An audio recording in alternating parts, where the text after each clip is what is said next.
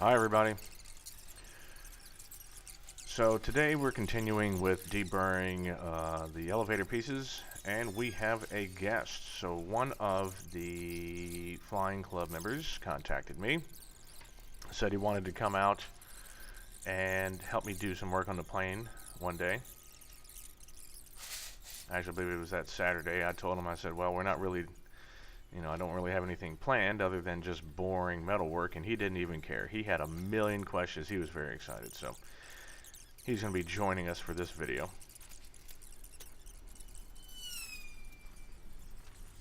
And I gave him the whole spiel about this is how you build an airplane. And like I said, he had a million questions, and he's very enthusiastic about all of it.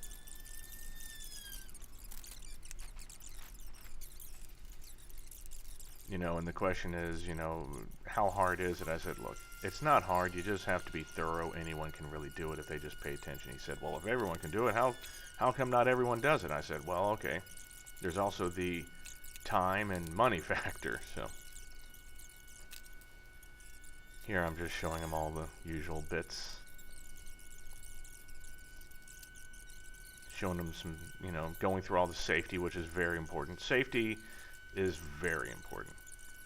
One of the things I learned when I took my EAA sheet metal classes, we were messing around with rivet guns, and he said, look, you need to test the rivet gun pressure, do it on a piece of metal or a hard piece of wood, something that you don't mind destroying. Do not push it against your hand and pull the trigger.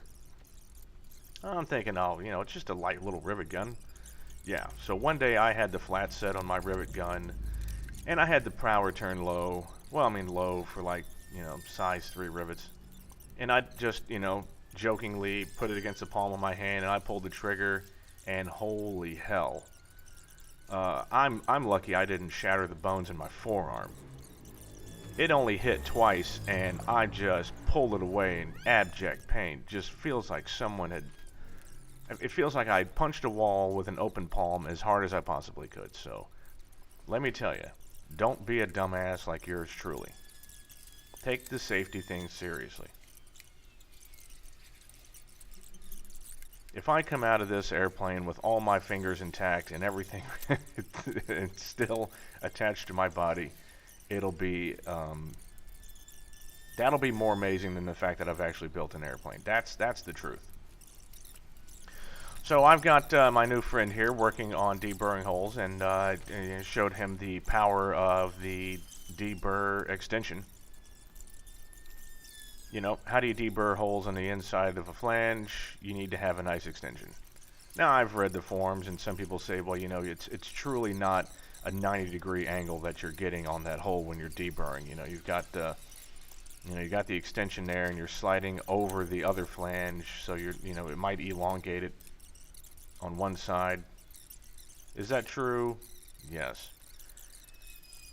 But considering he's taking one turn through each pass, and it's probably removing, oh geez, micrograms of metal, I'm just more concerned that the entire hole gets deburred. Not that, oh, God forbid, it might actually deburr one, 5 degrees or, hell, 10 degrees more on the north and south side than another one. If that's what causes my plane to crash, then by God, we shouldn't be flying in the first place.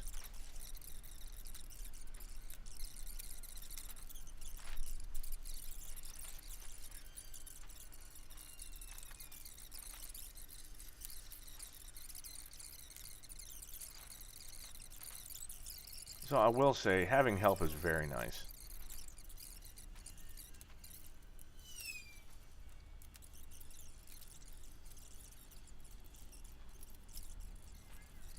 Now, one trick. Now, we will talk about... Now, deburring is important. And the part that my friend is using there, or deburring there, that is the rear spar of the elevator. And as you can see, the opening for it is not very big. Getting to the outside holes, that's easy. Getting to the inside holes, well, I mean, how the hell do you get to the inside holes, right? Some people use a 90-degree drill bit holder or extension, but it's got to be small. I mean small. That thing is probably only a 1 inch on the inside to get to. What I have is my hand deburring tool that I use for my edges.